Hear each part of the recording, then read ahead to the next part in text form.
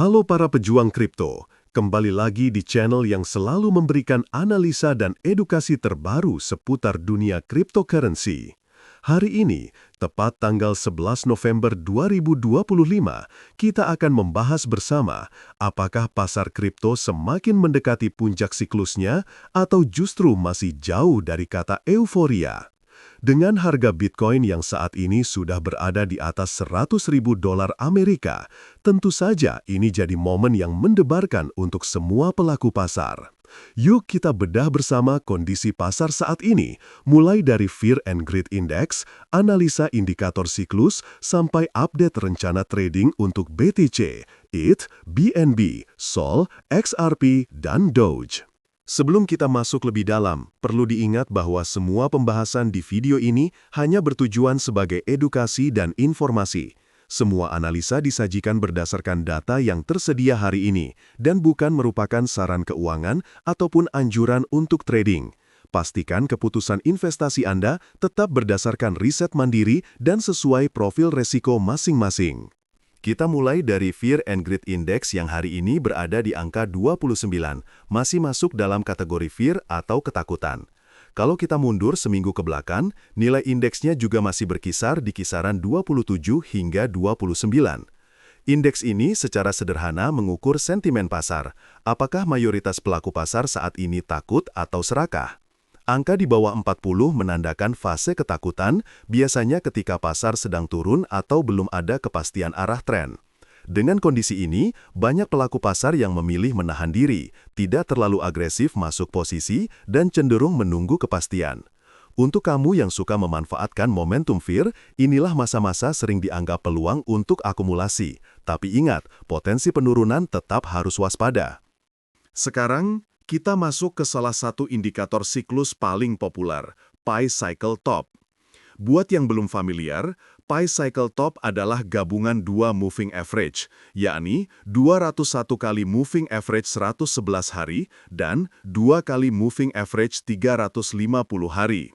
Logikanya gampang, ketika garis moving average 111 hari menembus ke atas garis 2 kali moving average 350 hari, biasanya itu jadi sinyal puncak siklus. Pada update hari ini, moving average 111 hari berada di level $113.662, sementara 2 kali moving average 350 hari ada di sekitar $205.665. Jaraknya masih sangat jauh, jadi saat ini belum ada tanda-tanda Pi Cycle Top akan terpicu. Artinya, menurut sejarah, pasar Bitcoin masih belum berada di zona puncak siklus. Lanjut ke indikator fundamental dari sisi penambang Bitcoin, yaitu Puel Multiple. Secara sederhana, Puel mengukur seberapa besar pendapatan harian penambang dibanding rata-rata pendapatannya selama setahun terakhir. Nilai di bawah 1 biasanya menunjukkan harga Bitcoin sedang undervalued, sementara nilai di atas 2,5 atau 3 mulai menandakan potensi siklus puncak. Puel Multiple hari ini berada di 0,98 atau masih jauh dari batas atas siklus, menandakan penambang belum banyak yang menjual hasil penambangannya dan pasar cenderung sehat serta belum panas. Dari daftar sekitar 30 indikator siklus, sekarang kita bahas 3 indikator paling menarik hari ini. Yang pertama, Bitcoin R999 Index. Indikator ini sering jadi acuan buat investor jangka panjang dalam mengukur apakah harga Bitcoin sedang berada di bawah atau di atas nilai wajarnya berdasarkan rata-rata historis. Hari ini nilainya baru di 0,78, jauh di bawah level waspada, yang artinya Bitcoin belum masuk zona overvalued menurut perspektif R999. Indikator kedua yang menarik adalah ETF to BTC ratio. Rasio ini membandingkan seberapa besar alokasi Bitcoin di produk ETF dibanding total supply Bitcoin. Sekarang rasionya ada di 7,2%, padahal target zona panasnya baru di 3,5% ke bawah.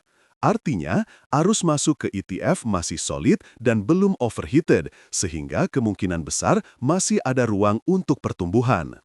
Yang ketiga, indikator CBBI atau Crypto Bitcoin Bull Run Index baru mencapai angka 68 dari target zona puncaknya di 90. Indeks ini mengambil rata-rata berbagai metrik on-chain dan historis untuk memperkirakan seberapa dekat kita ke puncak pasar bull. Angka 68 memang sudah mulai menghangat, tapi masih jauh dari alert merah. Sekarang kita masuk ke rencana trading untuk beberapa pair utama. Untuk BTC versus USD Tether, arah analisa saat ini lebih condong ke posisi long atau beli, dengan titik masuk di harga $105.795.4. Stop loss ditempatkan di 104.600 dan target take profit bertahap di 107.878.5, 109.390.8, dan 111.073.7 dolar Amerika.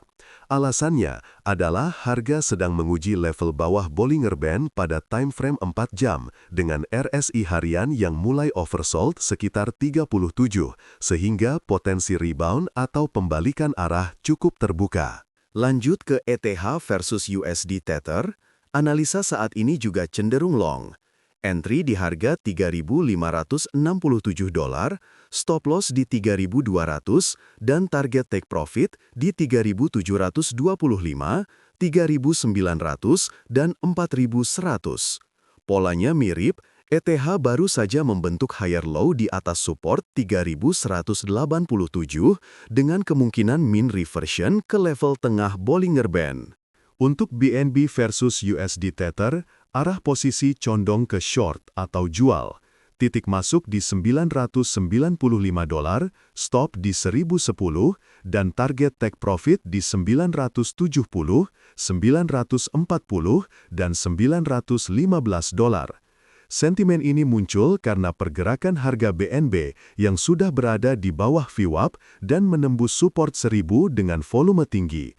Volatilitas yang meningkat mendukung potensi lanjut turun. Pair berikutnya, SOL versus USD Tether. Setup yang dianalisa adalah long dengan entry di harga $167, stop loss di 163,5, take profit di 173, 178,4, dan 185. Momentum bounce dari Bollinger Band bawah dan RSI Daily yang mulai berbalik naik menjadi alasan utama potensi kenaikan harga dalam jangka pendek. Untuk XRP versus USD Tether, setup yang diambil juga cenderung long, dengan entry di $0,18149, stop loss di $0,17652, dan target take profit bertahap di $0,18495, $0,18781, dan $0,19. Harga XRP saat ini masih berada di area tengah Bollinger Band dan menunjukkan stabilisasi di atas support 0,179 dengan potensi breakout ke atas jika resistance terdekat terlewati. Terakhir, Doge versus USD Tether, analisa pairing ini cenderung ke posisi short atau jual. Entry di $2,525, pasang stop loss di 2,5585 dengan target profit bertahap di 2,4977, 2,4798, dan 2,4. Alasan utamanya, harga Dogecoin baru saja menolak keras dari area resistance dengan indikator overbought di time frame 4 jam dan konfirmasi reversal candlestick yang jelas. Dan sebagai penutup, sekali lagi, seluruh analisa dan skenario trading yang dibahas di video ini hanya bersifat edukasi. Tidak ada saran investasi atau arahan langsung untuk membeli atau menjual aset apapun. Jangan lupa, setiap keputusan trading tetap menjadi tanggung jawab pribadi masing-masing. Sampai jumpa di episode berikutnya, dan tetaplah bijak dalam berinvestasi di dunia kripto.